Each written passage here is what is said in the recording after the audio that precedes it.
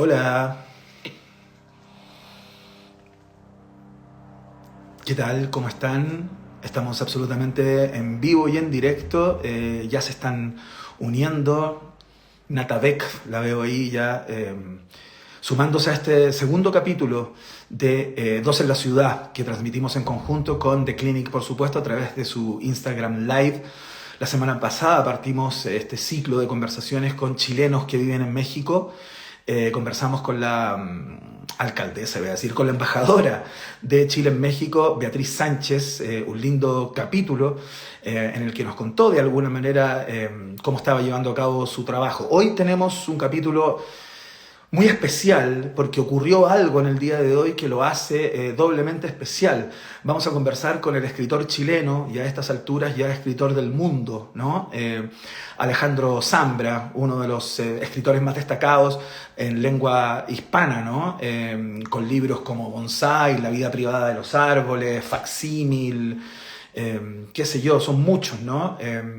Literatura infantil que tengo acá, que es su último libro publicado, del cual vamos a hablar, una reflexión preciosa y muy acabada sobre la paternidad, sobre el hecho de ser padre.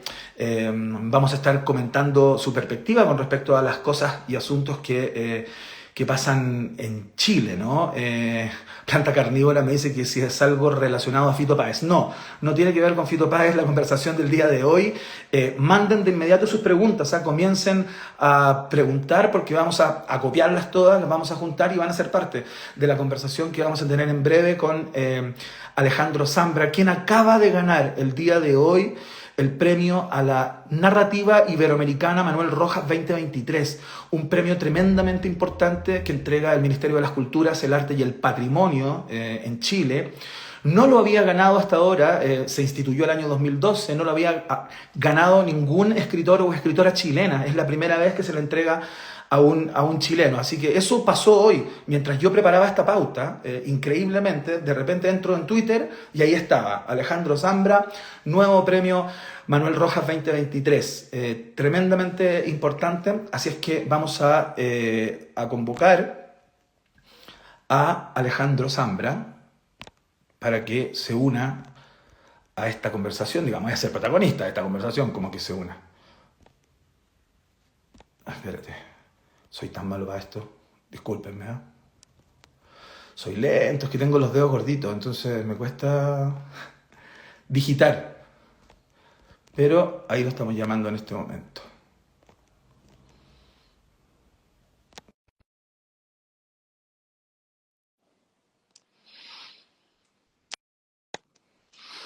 Ahí está siendo Alejandro Zambra.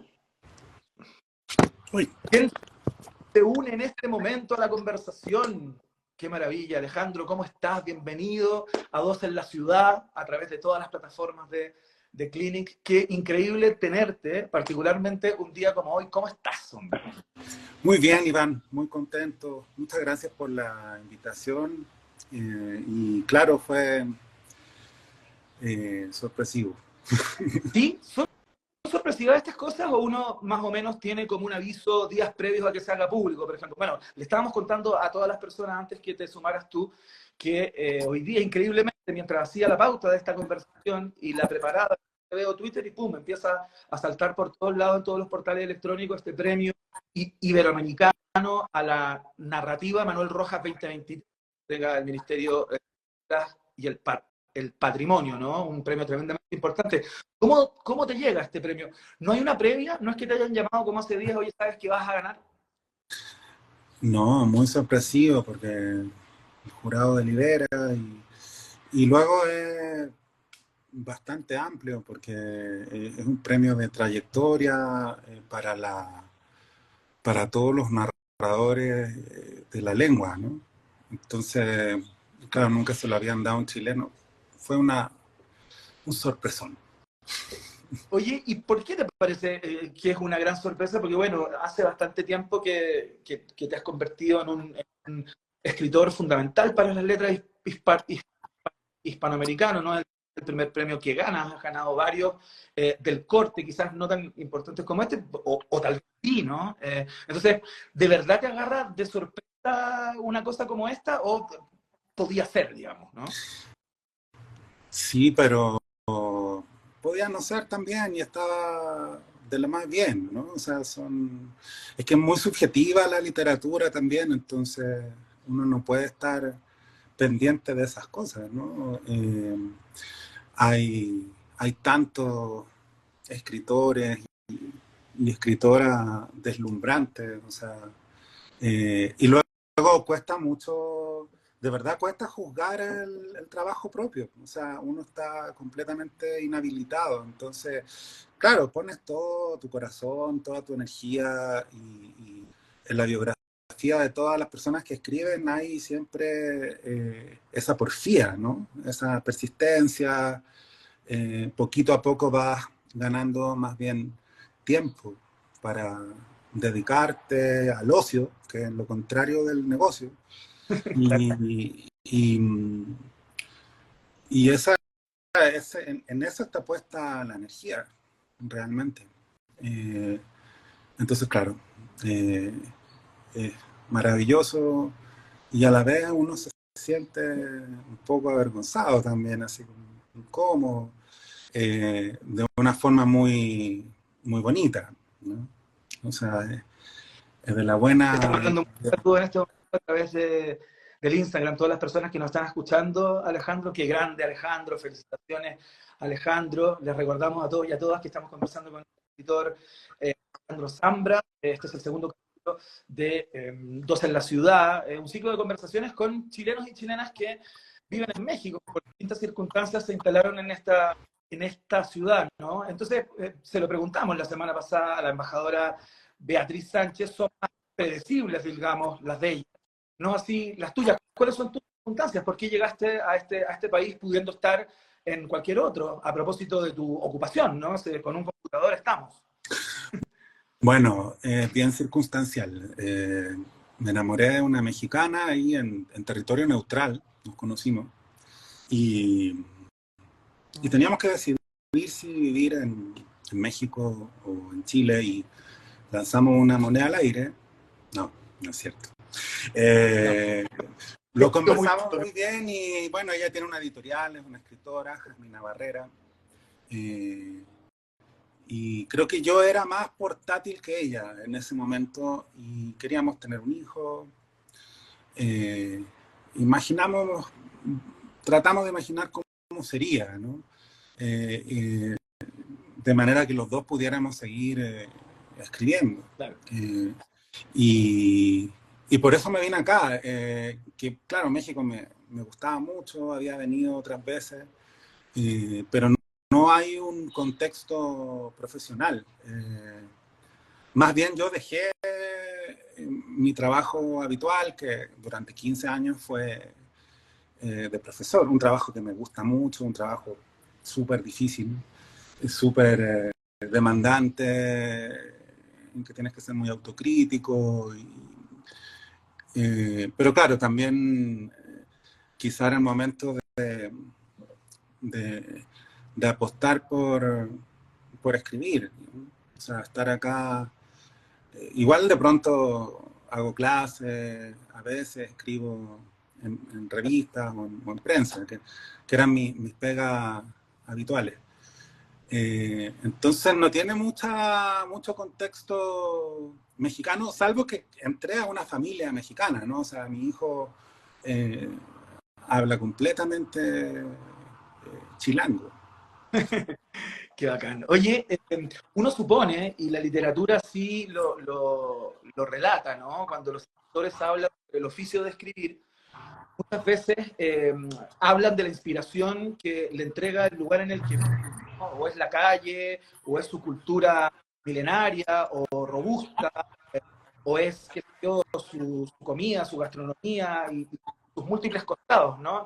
¿Qué has descubierto que te inspira México, de alguna manera? O sea, yo imagino que no es lo mismo escribir acá que escribir en Lima, escribir en Mendoza, ¿no? ¿Qué elementos de esta cultura te inspiran también y te invitan a sentarte frente al laptop y lanzar? ¿Y qué te inspira a ti, Iván? Yo todas las preguntas que me haces te las podría devolver, ¿no? Pero bueno, me toca a mí ser el entrevistado. me gustaría mucho más entrevistar, me Bueno, parece podemos compartirla. Yo te un puedo decir a mí trabajo. también. Pero yo, personas que no escuchan, les interesa mucho.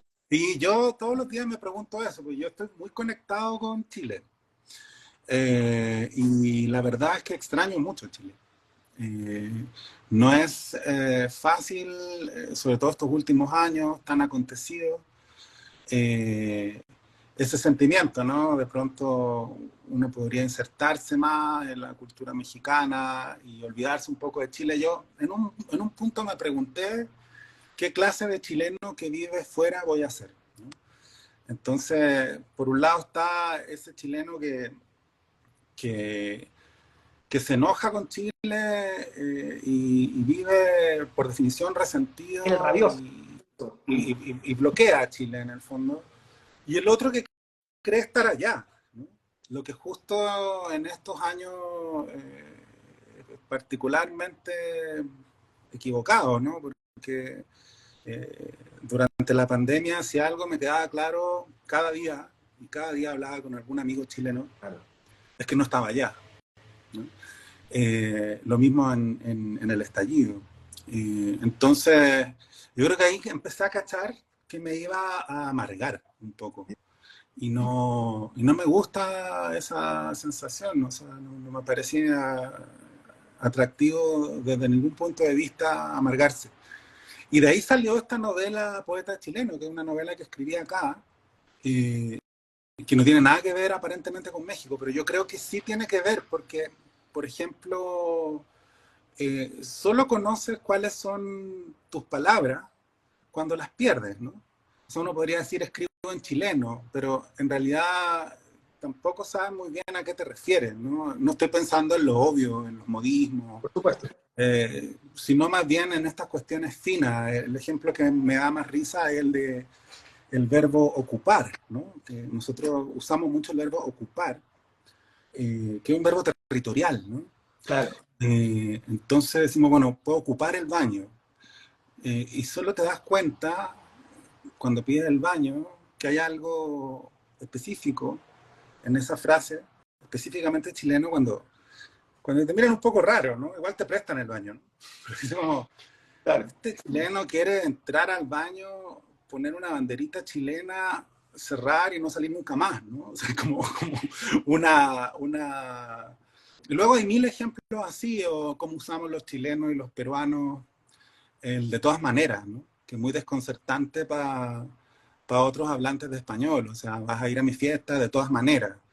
Se quedan pensando, parece que no va a venir, ¿no? O sea, Claro. va a tratar de venir, ¿no? O sea, ese tipo de matices que son súper importantes para escribir, los fui descubriendo y los voy descubriendo día a día, ¿no? O sea, es una experiencia eh, muy nutritiva, darte cuenta de esas especificidades. Y luego México para mí siempre resultó un lugar muy cálido. Me parece que entre chilenos y mexicanos es fácil entenderse. Sí. Es Sí. realmente fácil entenderse. Parece haber ahí un hilo de conexión que no sé muy bien, todavía no lo sé, yo muy poco tiempo acá y quizás no lo voy a saber nunca, pero no sé muy bien con qué tiene que ver, ¿no? Hay una buena onda como intrínseca que independientemente de quién seas, qué hagas, qué digas, o cómo te pares en el mundo, como que el mexicano te abraza como al llegar, ¿no? Hay algo que es muy interesante y que es uno de los sentidos de este ciclo también, de tratar de descubrir. Somos parecidos, pero yo creo que los chilenos sí tenemos una barrera inicial que puede ser timidez. Eh, yo creo que fundamentalmente timidez. Me parece que desconfiamos antes de confiar, ¿no? Y luego, cuando confiamos, confiamos para siempre, ¿no? Los mexicanos son un poco más entregados. Pero bueno, también cuando uno clasifica, es todo muy grueso. Por supuesto, hay toda clase de excepciones. Yo creo que está todo bien con los mexicanos mientras no les preguntes por Chespirito, está todo bien. Uy, sí, esto es muy increíble. Yo fue uno de mis primeros como choques acá cuando claro, dije ya voy a entrar con el Chavo, que es algo común no tan solo a México y Chile, sino a América Latina. Y reboté por completo. No les gusta Chespirito acá, no les gusta el Chavo. Bueno, te suelen decir que hay otros cómicos mucho mejores, y luego la relevancia que tiene en Latinoamérica también la tuvo acá. O sea, es un rechazo que seguramente se parece a que nos podrían provocar a nosotros algunos programas que asociamos a la dictadura, no sé. O sea, es una cuestión bien visceral y luego desconcertante, porque yo sí creo que Chespirito era un genio.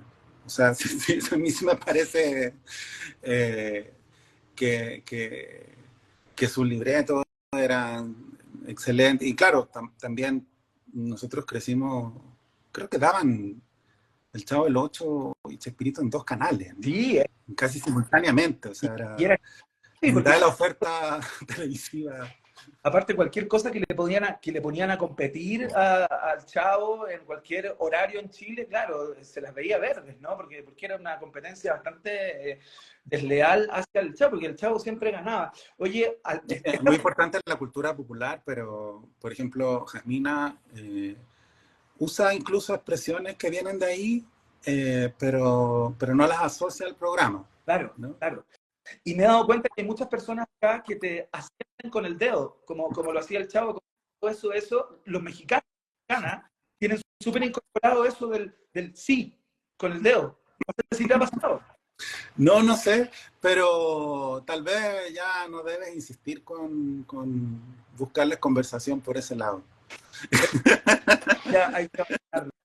Oye, estamos conversando con el escritor Alejandro Zambra, quien en el día de hoy acaba de ser galardonado con el premio a la narrativa iberoamericana Manuel Rojas 2023, el premio que entrega el Ministerio de las Culturas y el Patrimonio de Chile. Justamente estábamos hablando e iniciamos la conversación a propósito de eso. Y en tanto escritor, uno de los misterios y de los enigmas más importantes en el hacer, digamos, del oficio que tiene uno que no escribe, es como conocer un poco el método y cómo llegan los libros o la literatura y la narrativa a los escritores, ¿no? Algunos tienen métodos muy cartesianos, muy ordenados, en que se deciden a escribir ciertas horas al día, otros llenan de papelitos las habitaciones cuando están tirando una estructura, ¿no? De algo, y otros como que se iluminan, se lanzan a escribir y luego ya cuando terminan corrigen todo y tratan de armar, ¿no? ¿Cuál es tu fórmula? ¿Cómo trabajáis tú, Alejandro? ¿Cómo es un día o mañana de Alejandro Zambra? Pero estás mintiendo porque si escribiste un libro. Bueno, sí, escribí un Si libro, escribiste un libro, eres escritor. hice un ejercicio, pero no, por favor, Alejandro, no me sonrojes que ya hace suficiente calor en esta pieza y ya tengo cierto color. No me hagas entonces. Bueno, yo creo que escribir es escribir mal.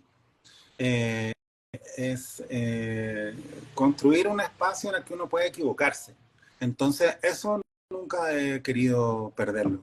Creo que eh, es necesario todos los días, igual que los futbolistas entrenan, jugar un rato, ¿no?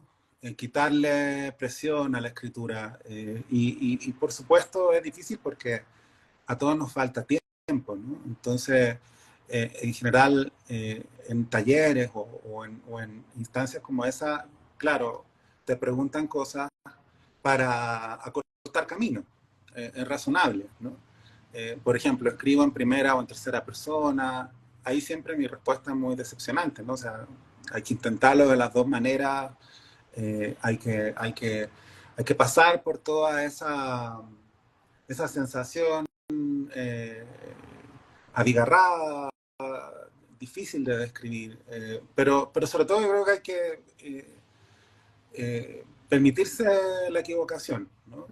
A mí me pasaba, por ejemplo, en pandemia que te preguntaban, bueno, ¿vas a escribir sobre la pandemia? Y yo decía, bueno, es que la pregunta equivoca, porque en realidad sería más bien, ¿vas a publicar algo alguna vez sobre la pandemia? ¿No? Pues decía, ¿cómo nos vamos a escribir? Si no entendemos nada. Los que escribimos tenemos esa muleta, tenemos como una muleta, o sea, el lápiz. Dice, Elías Canetti dice eso, el lápiz es una muleta. Entonces, bueno, ahí era muy difícil lo que estábamos viviendo y simplemente intentar entenderlo por escrito le da otra intensidad. Yo sí creo que la escritura debiera ser más deportiva, ¿no? O sea, y en general en los escritores que conozco eso está, ¿no? Por más profesionales que sean, por más libros que publiquen, siempre hay una cosa más deportiva. Eh, eh, y claro, cuando los escritores salimos al aire, en general salimos con nuestros libros, ¿no? Entonces, mira, el libro está terminado, parece que hiciéramos cosas, productos. Pero la verdad es que buena parte de tu trabajo se va en un intento que no es tiempo perdido, ¿no? O sea, es tiempo ganado, pero claro, parece tiempo perdido, ¿no? Pero sí, pues escribir es escribir mal, ¿no? Después lo vas arreglando, vas entrando bien hacia... Yo creo que ahí todos los ejemplos valen, ¿no? O sea, ¿por qué hoy día en que no parecería necesario la gente escribe cartas de amor? O sea, hay una necesidad ahí asociada a la escritura, al deseo de decir mejor, pero ese decir mejor en realidad es también darle forma al error, ¿no? O sea, que el error se termine convirtiendo en virtuoso, ¿no? Justamente tengo acá literatura infantil. Quería pasar por este libro, que es tu último libro publicado. Suerte algunos dicen ensayo, otros dicen texto de ficción y de no ficción sobre la paternidad. A mí me impresionó mucho el libro. Yo creo que a todas las personas que son padres o no, nos remueve como en algún lugar, ¿no? Y claro, cuando uno va leyendo el libro y se da cuenta del nivel de distinciones que logras plasmar a propósito de la experiencia de la paternidad, esa experiencia gigantesca y luminosa de la paternidad, uno dice, ¿hace cuánto tiempo Alejandro Zambra venía pensando en esto? Si es que es una disquisición, una reflexión que viene desde mucho antes que nazca tu hijo y que te genere así como con un empujón de parto, digamos, como todas estas reflexiones, o justamente con verlo, con encontrarse con él y con empezar a interactuar, empieza a salir todo este material, ¿no? ¿Cómo es ese trabajo? ¿Cómo fue este trabajo? ¿Y de qué manera te transformó? ¿Te transformó? Sí, bueno, es lo que decía recién, ¿no? Si lo excepcional, lo raro es publicar un libro. Escribirlo, eh, yo tengo la suerte de que la escritura, mira, la frase corta suena mal, entonces voy a irme por la frase larga. La frase corta sería claro, que he escrito toda la vida, ¿no? Que suena casi dramático, ¿no? Pero yo tuve la suerte de tener una abuela materna de la que siempre hablo, que estaba obsesionada con que todos sus nietos escribieran. Y nos regalaba libretitas, lápices, engañitos, ¿no? Siempre llegaba con esos engañitos. Eh, no era ella una persona que leyera libros, yo nunca la vi con una novela en la mano. Pero sí tenía este rollo con el lenguaje, con, con el humor, con, con las historias orales, ¿no? Ella había sobrevivido al terremoto de 1939 en Chillán, del que había muerto toda su familia, salvo un hermano que fue quien la rescató a ella de los escombros, ¿no? Esto había sucedido, pongamos que a sus 18 años. Lo que pasa es que nunca estuvo claro qué edad tenía mi abuela, ¿no? Nunca la reveló. Siempre celebramos su cumpleaños con una cifra que era una ¿Cómo? especulación, claro. Y entonces ella nos empujaba a escribir, era, como decía, una muy buena narradora oral, pero claro, generalmente nos hablaba de chismes, de historias picarescas que ella había oído en su juventud, ¿no? Y eran puros muertos. Todos los personajes de esa historia estaban muertos. Entonces, de pronto se largaba a llorar porque se acordaba de eso. Y después volvía a reírse, o se ponía a cantar, ¿no? Yo cuando veo comedias musicales siempre me acuerdo de ella. No necesariamente me gustan las comedias musicales, pero esta sensación de que en cualquier momento la gente puede empezar a cantar, la asocio a los maravillosos días en que ella nos visitaba y que rompía la uniformidad, porque sí era un mundo muy gritoneado y silencioso a la vez, ¿no? Y ella era todo lo contrario, transgredía todo eso. Entonces ella nos decía, escribe, escribe, escribe. Escriba, mijito, nos trataba de usted. Escriba, mijito. Exprésese, lleve un diario. Entonces yo tuve la suerte de que la escritura para mí desde un comienzo fuera un hábito y un juego. Y nunca perdí ese hábito. Entonces, en ese sentido, claro, he escrito desde muy chico y siempre... y me acostumbré a instalarme por ahí en un rincón de esa manera, ¿no? Entonces, cuando nació mi hijo, obviamente iba a escribir sobre eso. Y cuánto tiempo había pensado, era tu pregunta. Bueno, mucho en el sentido de que cuando él nació yo tenía 42 años, entonces ya me había dado una vuelta muy larga, ¿no? Y había pensado mucho en la padrastría. Eh, en una novela muy vieja mía, La vida privada de los árboles, el protagonista, perdón. El protagonista es un padrastro, igual que en Poeta Chileno. Y creo que veo la paternidad biológica desde la padrastría, porque me parece un vínculo muy complejo y muy hermoso, muy difícil. Todas las discusiones actuales son sobre legitimidad y autoridad, en el fondo, ¿no? De alguna manera. Entonces, para mí, el padrastro es significativo de esas tensiones porque él parte perdiendo. La madrastra, el padrastro, los hijastros, parten perdiendo la batalla de la legitimidad e incluso parten sancionados verticalmente por el lenguaje. Pero a la vez entienden esa sanción, ¿no? Eso me parece muy especial. O sea, un padrastro puede entender por qué la sociedad sostiene un prejuicio contra ellos. No basta abrir el diario, ¿no? Basta prender la tele. Entonces solo le queda construirse como una excepción.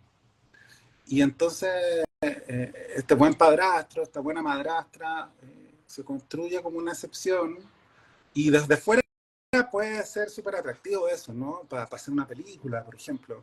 Pero desde adentro es muy solitario, porque la excepción está experimentando la soledad. Entonces, ahí vi yo un personaje que me interesa mucho. Y también hay como una desproporción, no se le representa mucho. Y es muy habitual, ¿no? O sea, está muy presente en la sociedad y sin embargo no se ve, no se representa, ¿no? Entonces por ahí entré y luego, claro, te di una respuesta larguísima, perdón. No, claro, te estamos escuchando, hay mucha gente. Pero claro, la paternidad, por una parte había pensado mucho en la paternidad, tenía muchas ganas de ser papá biológico, y por la otra es completamente un remesón que por más que lo anticipe es imposible. O sea, bueno, qué sé yo, te interpondría entre ese pequeño ser humano y la bala, digamos, realmente. O sea, realmente, no es romanticismo, no es retórica. Y entonces cambia, sobre todo, yo creo, tu idea de la muerte, ¿no? ya en un sentido menos intenso hasta tu vida social, ¿no? Porque ya no te importa tanto lo que tú sientes sobre tu padre, más bien te interesa lo que él siente acerca de su nieto, ¿no? O no sé, gente que te caía mal, trata bien a tu hijo, inmediatamente te cae bien, ¿no? Estamos conversando con Alejandro Zambra y partimos el programa de hoy a través de las plataformas de Clinic, por supuesto, en la ciudad, capítulo 2, chilenos y chilenas en México. Hablábamos de este premio que le entregaron en el día de hoy y quería hablar a propósito de los premios, ¿no? Y de los reconocimientos, a propósito de la cofradía y del mundo de los escritores y las escritoras, ¿no? Cada vez que se anuncian, por ejemplo, los nominados o los postulados al Premio Nacional de Literatura o algún galardón, comienzan a correr los pingos, digamos, apoyados por ciertos sectores, y muchas veces hay un montón de críticas subterfugias, otras frontales respecto a si lo merece o no, y se expresa lo mejor del chaqueteo y del ninguno entre unos y otros, ¿no? O entre los que apoyan a uno y los que apoyan a otros. Y uno se pregunta si es que existe una comunidad de escritoras y escritoras chilenas o está muy atomizado todo eso y cada uno. Totalmente, claro que existe, por supuesto que existe. ¿Sí? Y es un mundo muy solidario, es muy, la literatura es mucho más colectiva de lo que parece. Y bueno, me parece que esa impresión tiene que ver con que es lo único reporteable. O sea, si la premio Nobel polaca Wisława Szymborska, cuando recibió el premio Nobel, hizo un discurso muy bonito en que habla del trabajo de un poeta, ¿no? Entonces dice, es el trabajo menos cinematográfico del mundo. Ningún espectador toleraría a un poeta escribiendo un poema, ¿no? Porque claro, escribe 3 versos, borra uno, agrega 5, entonces es difícil entender lo que está haciendo, ¿no? Y 2 poetas agarrándose a combo, eso lo entiende todo el mundo, ¿no? O sea, sobre todo porque nos criamos con décadas de sofisticada violencia verbal entre los poetas, ¿no? O sea, si eso está en los libros, o sea, en los diarios, ¿no? Esas peleas entre Neruda y de Roca. Sí, claro. Pero yo tengo la sensación inversa, ¿no? O sea, desde dentro me parece que el mundo literario es un poco menos tonto, un poco menos clasista. Yo creo que eso sí yo lo sentí cuando tenía 18 años, que era un mundo menos clasista. Un poco menos, un poco, sí que un mundo en que existe esta cosa rara que se llama talento, que nadie sabe lo que es, ¿no?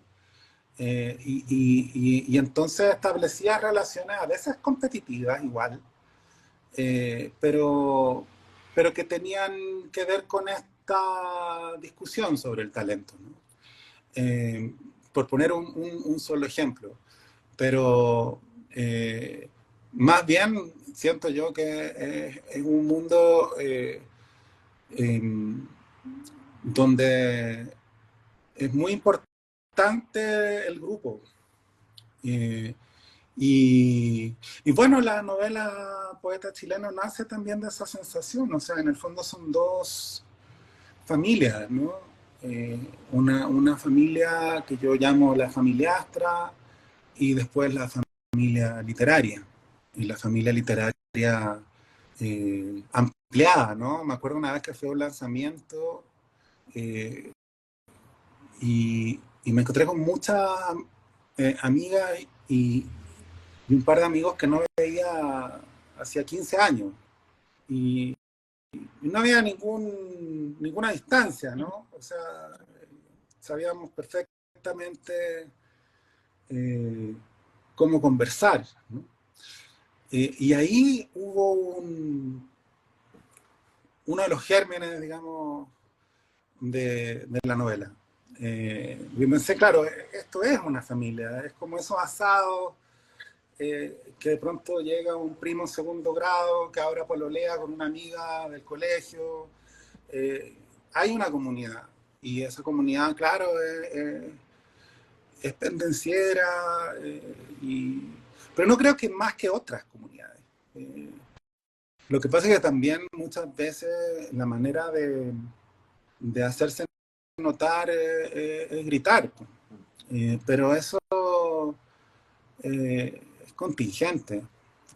Y luego estamos en un momento en que eso sucede todo el tiempo. Se me quedó algo de la respuesta anterior, pero bueno, de pronto ahí lo cuelo. Sí. Eh, Te quería preguntar también por tu relación con Chile. Ya la prefigurabas algún rato en una respuesta anterior a propósito de este extrañamiento, ¿no? De Chile. En otra conversación me contaba que igual estáis consumiendo todo el tiempo Chile, diario, radio, seguís conectados, tratáis de saber en qué están los destinos de Chile, sus medios de comunicación y qué sé yo. Te quería preguntar, porque estuviste hace poco en Chile, estuviste ahí. ¿Qué te evocó Chile? Claro, bueno, no, yo no salgo de un estado como de estupidez admirativa, ¿no? Porque en estos 6 años nunca he estado 3 meses en Chile, ¿no? Que supongo que sería el tiempo que me llevaría a, a otro espacio emotivo, ¿no? Entonces voy una semana o 3 semanas, creo que es lo máximo que estuve, y estoy todo el tiempo como drogado de felicidad y, y muy feliz de, del simple reconocimiento, ¿no? O sea, digo que es una estupidez porque de pronto es como ir caminando, o sea, es que en esa esquina hay un Big John, no sé, o sea, como que esas cosas me provocan reconocer los árboles, pero también, bueno, el paisaje, qué sé yo, claro. tiene un romanticismo, pero también me alegro de pronto de esos reconocimientos completamente inútiles, ¿no? O sea, porque extraño harto, la verdad.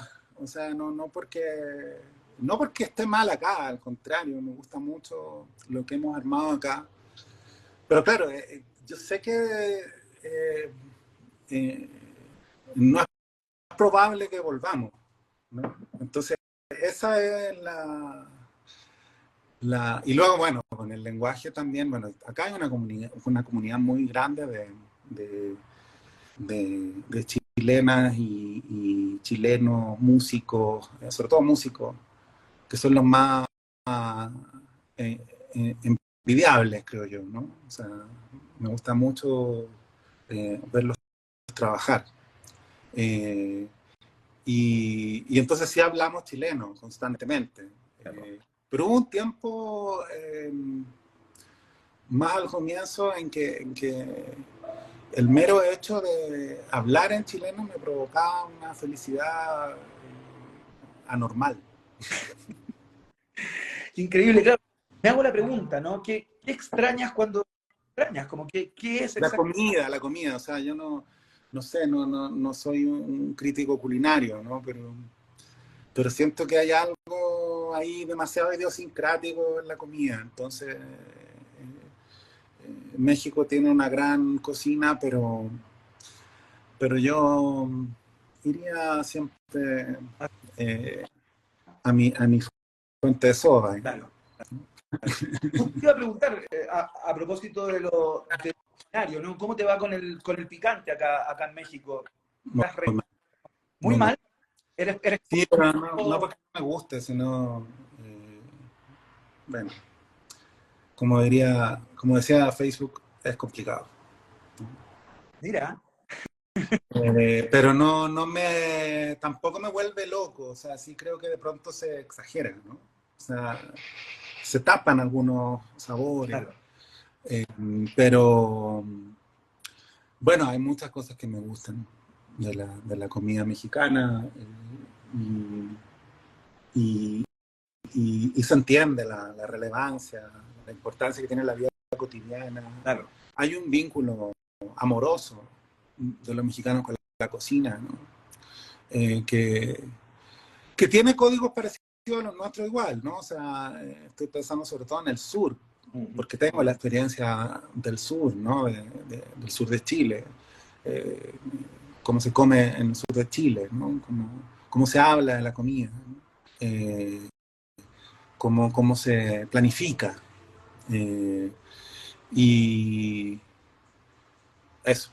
Oye, Alejandro, y en términos de, hablaba justamente de lo que te genera cada vez que vas y que no tienes tiempo o no estás suficientemente tiempo como para entrar en esta suerte de con el país o con palabra que está para él, ¿no? Te emociona reconocer un árbol, qué sé yo, todo eso que es claro, es como una dimensión más lírica del extrañar, ¿no? Pero ponte tú la conversación en Chile, cuando fuiste ahora, hace poco justo coincidió con un momento a pocos días o de los 50 años, de la conmemoración de los 50 años del golpe de Estado, ¿no? ¿Cómo te vinculáis con esa conversación, con la conversación política, con, con el desconocimiento, falta de relato común respecto de esta efeméride, de esta fecha, de este sigma,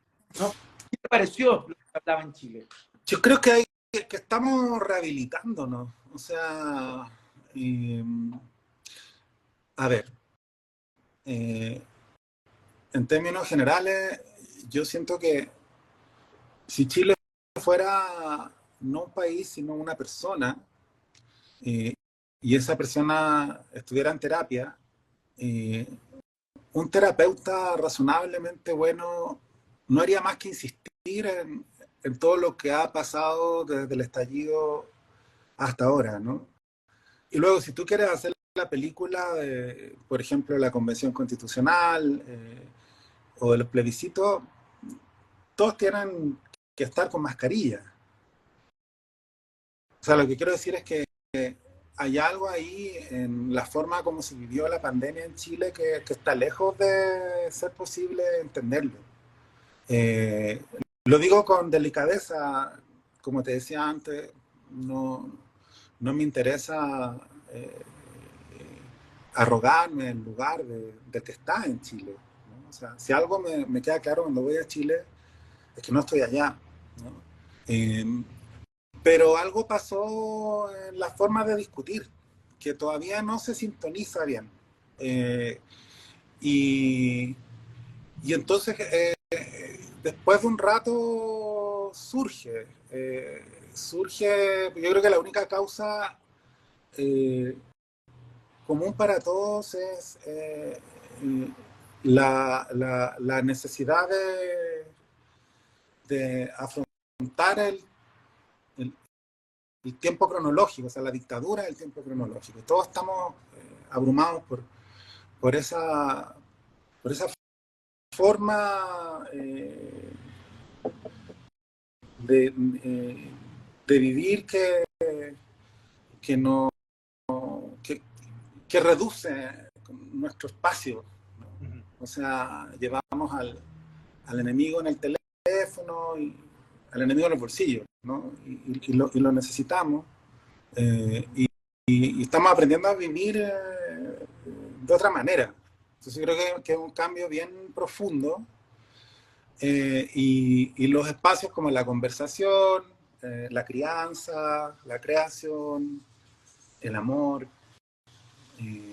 todas las experiencias que rivalizan con el tiempo cronológico son cada vez más importantes de rehabilitar. Yo sé que suena súper hippie lo que estoy diciendo, pero en realidad hay un tiempo dentro del tiempo que necesitamos preservar.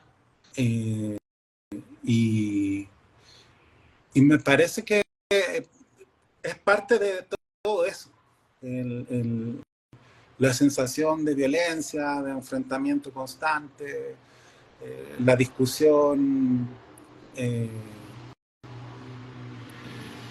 de la discusión puramente declarativa, ¿no? O sea, yo soy esto, tú eres esto otro, no hablo más contigo. Muchas veces pareciera que estamos más bien buscando motivos para dejar de hablar con el otro que motivos para sostener algo muy interesante que nos puede llevar, quién sabe dónde, que se llama conversación, ¿no? Entonces, eso sentí yo en particular en, en, en la conmemoración de los 50 años. Pienso como mucha gente que, claro, la expectativa era distinta, ¿no? Y sin embargo hay algo ahí con la educación, ¿no? Es ambivalente porque no se trata simplemente de que la historia no se haya contado bien. Creo que eso es lo fundamental, ¿no? Que la historia no se ha contado bien, ¿no? Pero también puede ser que se haya pasado página muy rápido. O sea, que la sensación de capítulo pasado, ¿no? Igual, desde que yo iba a decir tengo uso de razón, pero no sé cuándo fue eso, ¿no? Pero venimos escuchando lo mismo, ¿no? O sea, hasta cuándo se habla de la dictadura, dejen de hablar de la dictadura, hay que hablar de la dictadura. O sea, son muchos años en que esas han sido las discusiones, ¿no? Entonces, hay algo ahí que hay que aprender a conversar de otra manera.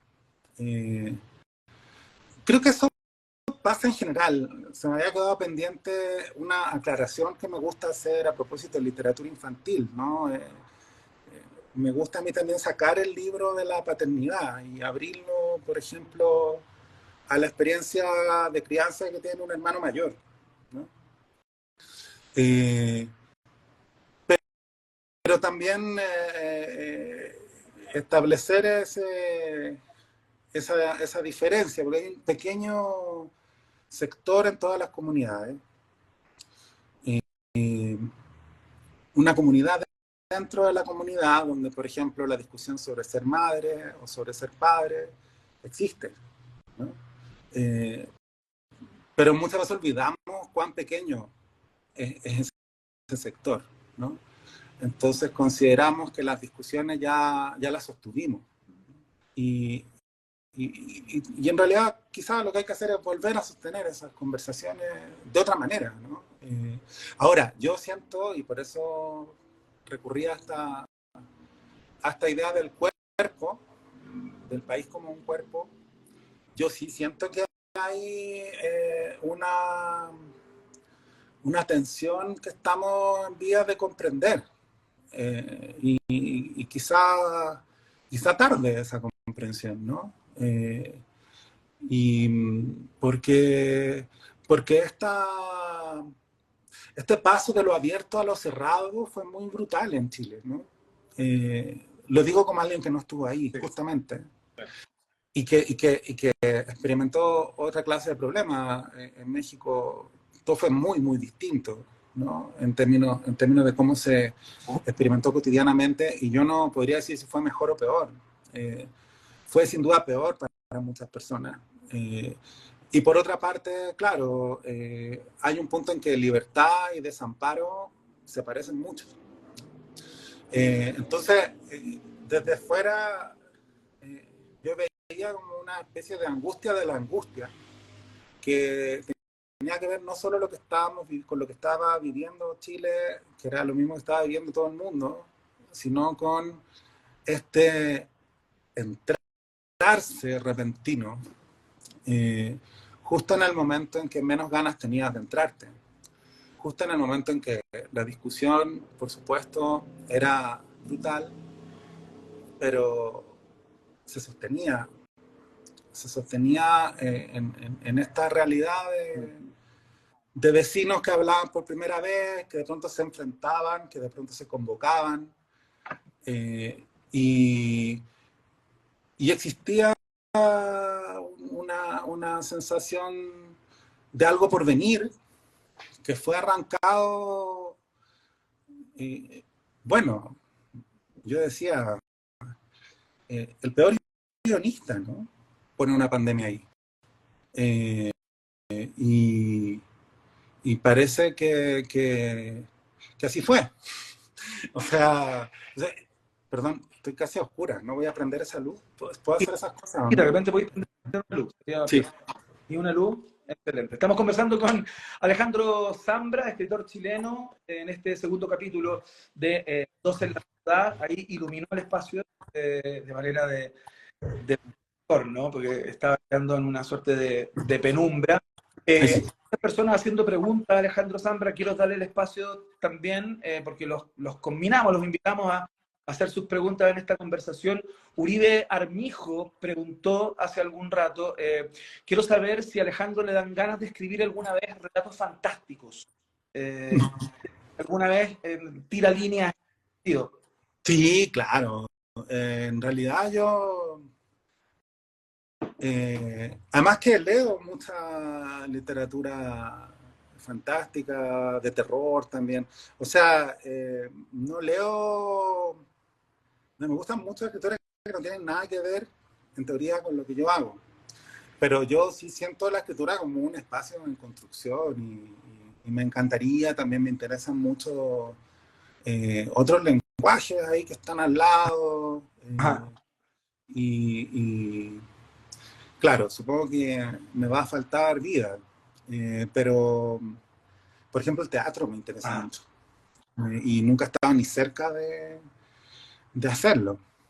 Pero ahora he pensado mucho en eso porque, claro, quizá con la inteligencia artificial eh, me interesa más lo específicamente humano, ¿no? El aquí y ahora. Entonces he ido mucho más al teatro.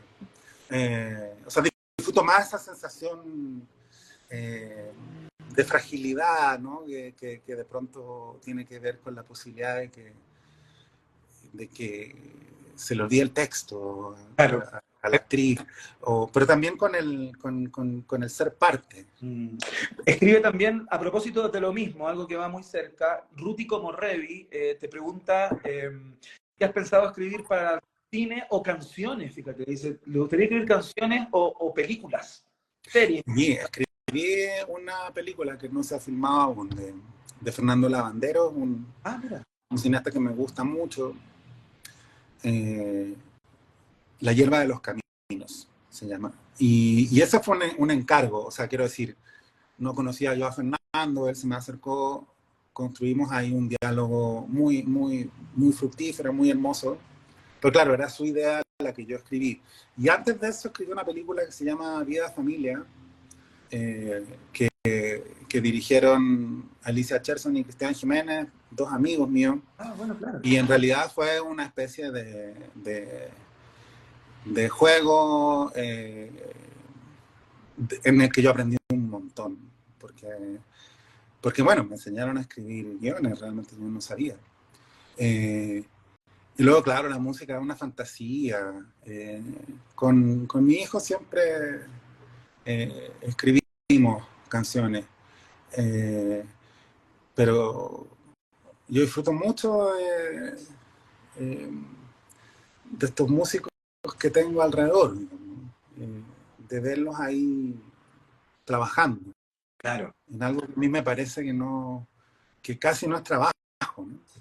O sea, pero luego entiendes lo laborioso que es y son personas muy obsesivas, ¿no? O sea, yo creo que también delante me fui súper por otro lado cuando me preguntaste cómo era un día, ¿no? Pero cómo era un día de mi vida, pero yo creo que se parece a la vida de, por ejemplo, estos amigos músicos en el sentido de que yo sé que somos más obsesivos que metódicos.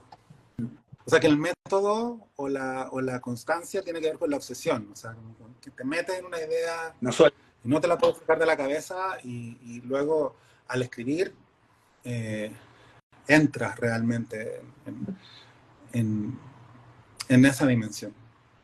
La conversación conversación con Alejandro Zambra. Se nos quedan un montón de cosas en el tintero. Tenía incluso un cuestionario que te quería hacer, que había indicado, pero la verdad que se nos va un poco el tiempo de este segundo capítulo de nuestro hecho en conjunto con The Clinic, Dos en la Ciudad.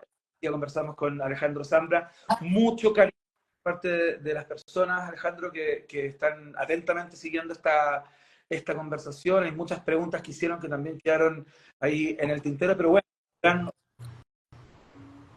por haber estado en el día de hoy acá, por haberte tomado el tiempo, particularmente un día como hoy. Me imagino que tu teléfono no paró de sonar, mucha demanda a propósito de este premio iberoamericano a la iniciativa Manuel Rojas 2023, por el cual aprovecho de felicitarte y sentirme honrado de haber tenido una de las primeras conversaciones de ello. Así que un abrazo muy grande y por supuesto nos seguimos viendo, estamos por acá cerca. Muchas gracias. Perdón si me dispersé, por eso me dedico a escribir, porque a mí no se me va la onda tan seguido, igual se me va la onda, ¿no? Pero un placer conversar y claro, un día especial y muy contento también de este vínculo con la obra de Manuel Rojas, que es un escritor para mí muy importante y yo creo que para todos muy importante, porque lo teníamos ahí en las lecturas escolares. Obligatorias, ¿no? Claro. Las lecturas obligatorias y ahí sí funcionó el colegio, ¿no? O sea, seguimos leyéndolo y hasta el día de hoy, entonces es un honor, sin duda, eso que menciona. Y lo he pasado muy bien conversando contigo, Iván. Muchos saludos a todas las personas que están ahí del otro lado. Bien. Un abrazo. Chao. Hasta el próximo capítulo. Nosotros el próximo miércoles nos encontramos nuevamente en esta entrega de 12 con más chilenos que andan por distintas circunstancias. Chao. Hasta la próxima. Adiós. Gracias.